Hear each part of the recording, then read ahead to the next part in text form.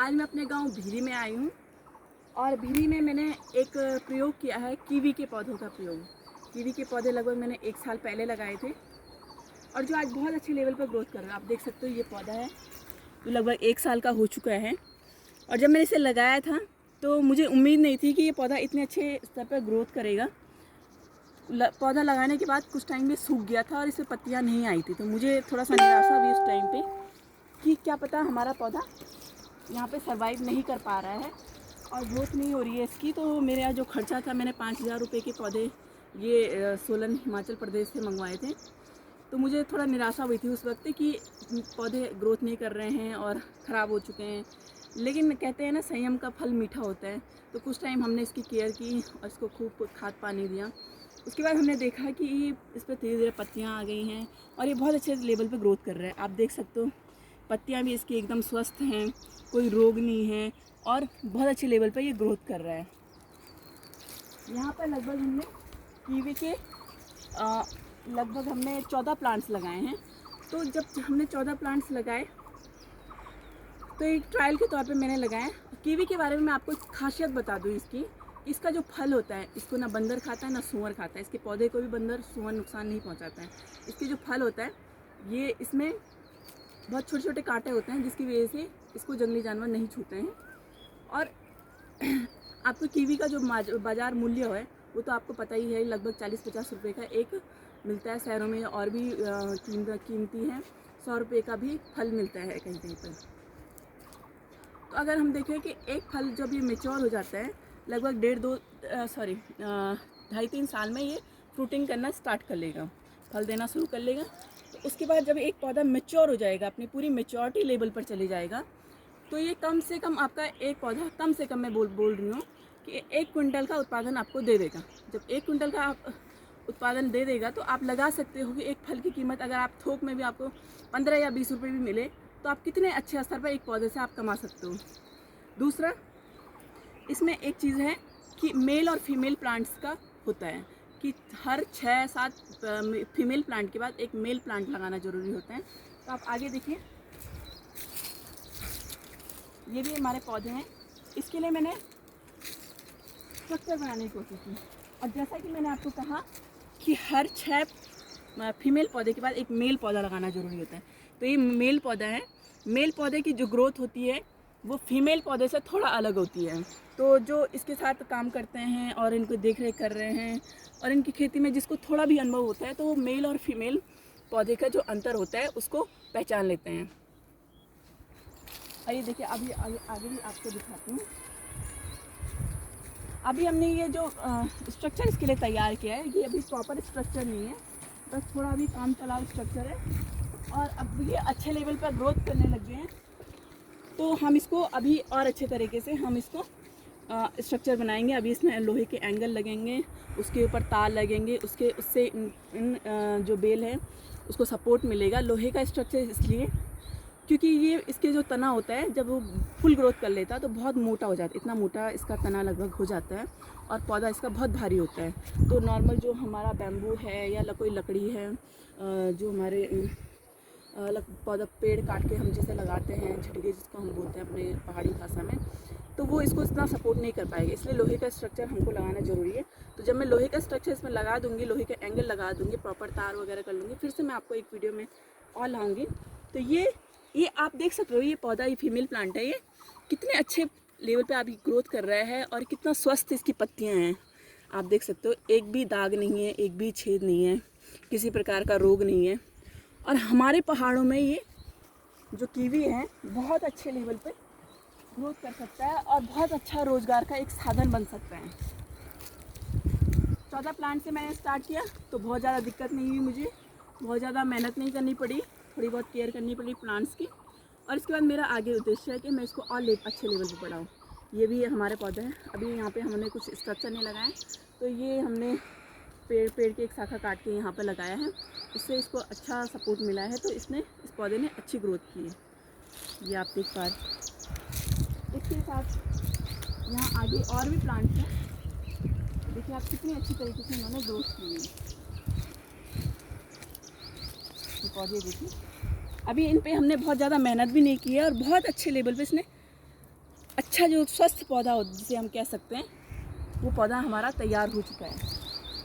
1.5-2 साल बाद ये पौधा फिर से और ग्रोथ करेगा और फ्रूटिंग स्टार्ट करेगा। ये फिर से एक मेल प्लांट है। हर 6 पौधे के बाद हमने एक मेल प्लांट लगाए हैं, तो इसकी ग्रोथ आप देख सकते हो फीमेल प्लांट से थोड़ा कम है, लेकिन ये भी एक अच्छी इसने ग्रोथ की हुई है और धीरे धीरे करके ये बढ़ेगा। हमारा लास्ट पौधा। तो दोस्तों, जैसे हम कहते हैं कि पहाड़ों में रोज़गार नहीं हो सकता है, रोज़गार का कोई साधन नहीं है। आजकल इस लॉकडाउन में हमने देखा कि हमारे जो प्रवासी उत्तराखंडी हैं वो गांव आए हैं, उन्हें लगता है कि यहाँ पे कुछ नहीं हो सकता है। तो मैं उन्हें एक उदाहरण ये भी दूंगी कि यहाँ पर कीवी का वो आप उत्पादन कर सकते हो। अभी बरसात का मौसम आ रहा है, तो बरसात में ये पौधे मैंने बरसात में ही लगाए थे। आमतौर पर वैसे ये पौधे नवंबर दिसंबर में लगाए जाते हैं, सर्दियों के टाइम पे, लेकिन बरसात में भी अगर आप लगाओ तो कोई दिक्कत नहीं है।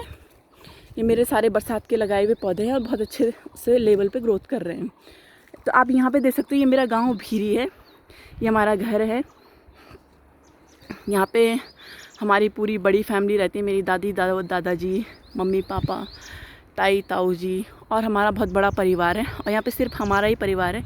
ये सारे हमारे खेत हैं, ये आप ऊपर से देखते चला रहे हो, सारे हमारे खेत हैं। और एक पूरा एक चेक है जो हमारे खेत में।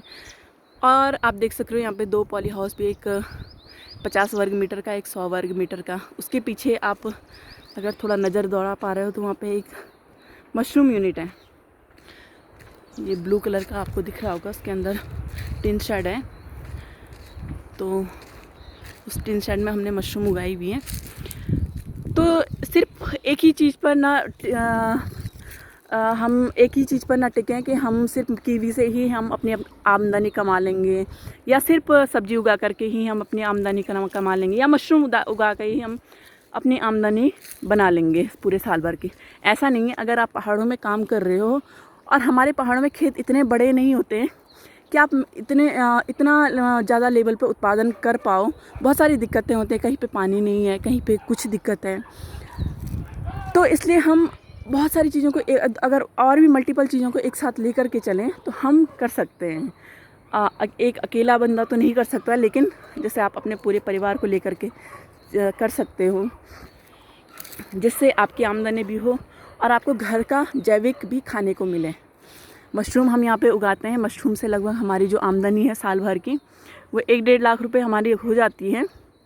और जो पॉली हाउस है, सब्जियाँ तो हम खुद के खाने के लिए भी उगा लेते हैं, थोड़ा बहुत जो बाज़ार में भी हम बेच लेते हैं।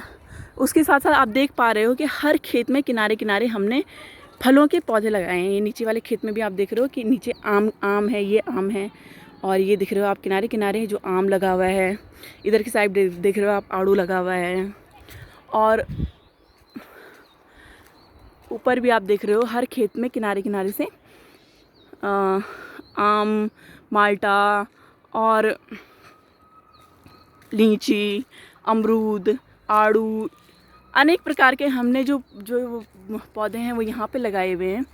वो इसलिए जो पौधे यहाँ पर सरवाइव कर सकते हैं, और जो यहाँ पे पहले से ही जिनकी अच्छी खेती होती है और जो अच्छा उत्पादन दे रहे हैं, हमने उन पौधों को चूज़ किया और यहाँ पे लगाया। तो अब ये पौधे अभी ये छोटे हैं, हालांकि ये फ्रूटिंग करना स्टार्ट कर लिया, लेकिन जब ये मेच्योरिटी लेवल पे चले जाएंगे और फुल ग्रोथ करके उत्पादन देना शुरू करेंगे, तो इन्हीं पौधों से हम आने वाले समय में घर बैठे बैठे लगभग 4-5 लाख का उत्पादन हमको यहीं पर मिल जाएगा। तो सिर्फ एक ही चीज़ पर हमने डिपेंड ना हो करके बहुत सारी चीज़ें यहाँ पर लगाई हैं। साथ में हमारा गाय पालन भी होता है, मशरूम उत्पादन, सब्जी उत्पादन, फलों के जो पेड़ हैं वो लगभग हमने 1500 लगभग यहाँ पे पौधे लगाए हैं फलों के। कीवी के प्लांट्स हमने लगाए हैं। और छोटे लेवल पे हम यहाँ पे फिशरी भी करते हैं, यानी मछली पालन भी करते हैं। और थोड़ा बहुत हम मुर्गी पालन भी करते हैं, घर के अंडे, घर की मछली।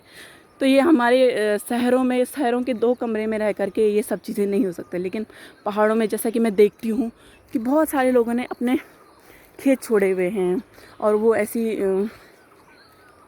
बंजर होते जा रहे हैं, उसमें लोग उसकी वैल्यू नहीं समझ रहे हैं। तो इस लॉकडाउन ने वैसे तो लोगों को अपने गांव की वैल्यू, अपने खेतों की वैल्यू ये सब समझा दिए, जो गवर्नमेंट करोड़ों रुपए खर्च करके भी नहीं समझा पाई और पलायन नहीं रोक पाई, वो आज लॉकडाउन ने और इस कोरोना ने, जो कोरोना महामारी है, उसने लोगों को इन सब की कीमत समझा दी है। तो आप लोग गांव आए हुए हो और मुझे पता है कि आप लोग, हर कोई चाहता है कि गांव में ही स्वरोजगार करें, तो उनके लिए मैंने यहाँ पे कुछ उदाहरण दिए हैं। अगर आप यहाँ पर आना चाहो तो आप लोग यहाँ पर भी आ सकते हो। भीरी मेरा गांव है, अगस्तमुनि से लगभग 15 किलोमीटर आगे। तो यहाँ पर आप आकर के देख सकते हो कि जो जो पहाड़ों में स्वरोजगार हो सकता है। इस गांव को मैंने एक नाम दिया है ग्रामीण स्वरोजगार मॉडल। तो इसी स्वरोजगार पर आधारित जो विभिन्न हमने क्रियाकलाप किए हैं, तो उनका उदाहरण, एक छोटा सा उदाहरण यहाँ पे है। अगर कोई देखना चाहता है, आना चाहता है, तो आ सकता है। उनका स्वागत है यहाँ पे। इसी के साथ नमस्कार दोस्तों।